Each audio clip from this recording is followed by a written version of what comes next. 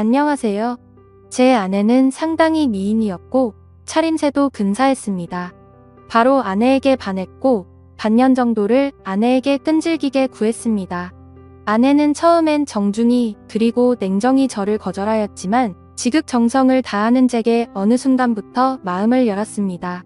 결국 아내와 연인 관계가 되었고 정말 많이 사랑했습니다. 처음엔 일방적이었지만 아내도 성실한 제 모습을 인정해 주었고 세상 부러울 것 없는 커플이 되었습니다. 아내와는 2년 남짓의 짧지만 불꽃 같은 연애를 했고 결혼하게 되었습니다. 세상 부러울 것 없는 남자가 된 듯 했습니다. 결혼 당시 형편이 넉넉지 않아 대단한 곳으로는 못 갔고 남들 다 간다는 세부로 신혼여행을 갔습니다. 그래도 처음 겪는 외국의 풍경을 눈에 담는 것조차 가슴이 벅찼고 저희 부부는 그것조차 감격스러웠습니다. 제 생각이지만 아내는 다를 수도 있었겠네요. 그래도 별탈 없는 신혼여행을 보냈고 거기서 첫째를 갖게 됩니다. 지금 생각해도 아이는 제 축복이고 제 인생의 절반 이상을 차지하는 소중한 존재입니다. 신혼여행을 다녀온 뒤 임신한 아내는 직장을 그만두었고 전업주부의 길로 들어섭니다. 활동적이고 사교적이었던 아내의 입장에서는 상당히 힘들었을 수도 있었겠네요. 무료하다는 이야기를 종종 했었으니까요. 저는 결혼 전부터 식당을 운영하고 있었습니다. 김치찌개 집이었는데 어머니 손맛이 상당히 좋아 그 비결을 이어받아 가게를 내었고 장사를 하게 되었습니다. 장사는 잘 되었습니다. 20평 남짓의 작은 가게라 많은 수입이 있진 않았지만 그래도 남들 먹고 사는 정도 이상은 벌었던 것 같습니다. 사실 제가 가방끈이 조금 짧았고 이 정도 벌이에 안정적인 삶을 살 수 있다는 것에 감사하며 살았습니다. 임신한 아내와 뱃속에 있는 아이를 생각하며 열심히 장사를 했습니다.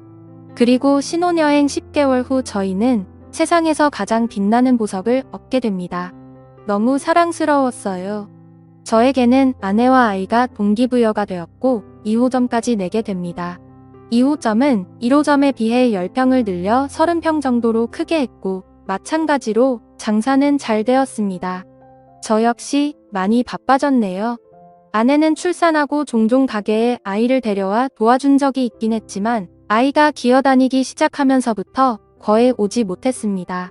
그러다 둘째를 임신하였고 저와 아내는 서로의 역할을 충실히 하기 위해 가게와 육아를 분리했습니다. 그러던 중 둘째가 태어났고 별탈 없는 일상을 지내던 중 아내의 외도를 발견했습니다. 대학 시절 같이 학교를 다녔던 선배였더군요. 아이들이 유치원과 어린이집에서 돌아오면 직원에게 가게를 맡겨두고 육아를 도우러 집으로 돌아왔습니다. 아내는 취미생활을 해보겠다고 테니스와 수영을 등록했고 제가 집으로 오면 나갔습니다. 주 3회 정도 되었던 것 같네요. 아내는 외출을 하면 자정을 기본으로 넘어 들어왔습니다. 무슨 수영 강습이 그리 오래 걸리냐고 물어보며 강습 후 모임이 있다거나 친구를 만난다고 둘러댔습니다. 처음엔 육아 스트레스에 많이 지쳐 그러려니 했습니다. 오히려 잘 놀다 오라는 말까지 했습니다. 가게 2개를 운영하며 잘 못 챙겨준 것도 미안했으니까요. 날이 밝아서 들어온 적도 종종 있었습니다. 그건 좀 아닌 것 같아서 그때마다 저는 화를 내었고 부부싸움으로 이어졌습니다. 그러던 중 종종 들르는 인터넷 커뮤니티에 다른 사람이 작성한 아내의 불륜 사연을 보았고 그때부터 찜찜한 기분이 들었어요. 어느 날 와이프 핸드폰을 몰래 보았습니다. 한 남자와 주고받은 카톡이 있었습니다. 내용을 보니 가관입니다. 그 남자의 은밀한 사진과 아내의 은밀한 사진들이 교차되며 대화가 오갔고 차마 입에 담기 힘든 낯뜨거운 대화들이 담겨져 있었습니다. 세상이 그렇게 믿었던 아내의 불륜이 이렇게 제게도 찾아왔습니다. 주저앉았고 만연자실했습니다. 한참 허공을 바라보다가 화가 치밀어 다 뒤집어 엎어버릴까 하다가 차분히 생각할 시간을 가졌고 다음날 아내에게 조용히 말을 꺼냈습니다. 와이프는 당돌하게도 외도 사실을 순순히 인정하네요. 아니라고 해명이라도 하길 바랐는지도 모릅니다. 증거가 그리 나왔으니 발뺌하기도 어려웠겠지만요. 아내를 다그쳤고 저는 남자를 만났습니다. 카톡 내용을 들이밀었습니다. 그 남자도 처음 겪는 일이고 무서웠는지 저한테 있었던 일을 다 말해주더군요. 대학 선배였고 졸업 후 과 모임에서 만나 정을 키웠다고 합니다. 물론 아내가 애딸린 유부녀인 것도 모두 알고 있었고요. 이야기를 들어보니 이 두 년 놈들 대단합니다. 가장 황당했던 사건은 주말에 저는 일이 있어서 못 갔던 여행을 그 남자와 아내 그리고 저희 아이들과 같이 갔답니다. 경기도 외곽에 펜션을 잡아 마치 아무 문제 없는 부부처럼 아이들과 함께 놀았고 심지어 1박을 하고 왔습니다. 당시엔 제가 일이 있어서 너무 미안해했고 친구네 부부와 간다고 하여 아무 의심 없었거든요. 그런 줄로만 알았었는데 아이들 입단속을 얼마나 잘 시켰는지 저는 전혀 모르고 있었습니다. 심지어 아내에게서 교차 체크한 결과 그날 부적절한 행위까지 했다고 자백받았습니다. 어떻게 사람이 이럴 수 있을까요? 아이들을 방에 재우고 다른 남자와 바람을 피울 수 있는지 지금 생각해보면 이건 도저히 사람으로서 용서가 안 되는 일이었지만 무릎 꿇고 사과하는 아내에게 그간의 정이 남아있어 바보 같게도 저는 용서를 해주고 맙니다. 제가 등신이 많네요. 그때 봐주는 게 아니었는데 애들도 둘이나 했고 처음 당하는 일에 어안이 벙벙했단 터라 애석하게도 저는 용서를 해주었습니다. 미친 듯이 화가 났지만 그래도 아내를 너무 사랑했습니다. 모든 게 못난 제 탓이려니 했고 앞으로의 미래만 보고 원상태로 돌리려 많이 노력했습니다. 주말이면 아내와 아이들과 함께 매주 놀러갔고 의식하지 않으려 그간의 일들을 입 밖에 꺼내지도 않았습니다. 아내도 많이 달라지는 듯 했고 자정이 넘어서에 들어오던 위험한 외출은 거의 없어졌습니다. 시간이 지나니 일주일에 한 번 정도는 늦게 들어오는 날이 있었으나 설마 또 그러겠냐는 아니란 생각을 했네요. 그러다 또 사건이 터졌습니다. 어느 날 아내는 저에게 한증막에 다녀온다고 기다리지 말라고 톡을 보내왔습니다. 순간 너무 찝찝했는데 용서했다고 하나 그 당시의 일을 완전히 잊지는 못했던 것 같습니다. 예전에 와이프 폰에서 보았던 모텔로 애들을 재우고 무작정 가보기로 했습니다. 카카오 택시의 이용 내역에서 발견한 곳입니다. 남양주에 있는 한 숙박업소였습니다. 전 그곳 주차장에서 아내의 차를 발견하고 말았습니다. 이런 기막힌 우연은 어떻게 딱 들어맞는지, 왜 또 이런 시련을 또 겪어야 하는지 너무 아팠습니다. 주차장에 나란히 세워져 있는 또 다른 차가 굉장히 의심스럽더군요. 상대방 차는 벤츠였고 아내 차는 아우디였습니다. 아내에게 차를 중고로 뽑아준 지 보름도 채 안 되었을 때 이 사건이 터져버린 것입니다. 나란히 그 두 대의 차를 핸드폰으로 찍어놨습니다. 그리고 와이프가 내려오길 기다렸습니다. 처음에 3층에서 한 남자가 내려오더군요. 그리고 엘리베이터가 다시 3층으로 올라가고 바로 와이프가 내려옵니다. 먼저 내려온 남자는 저만치 멀리 가서 담배를 태우고 있었고 3층에서 내려온 아내는 저를 보더니 황당해 하더군요.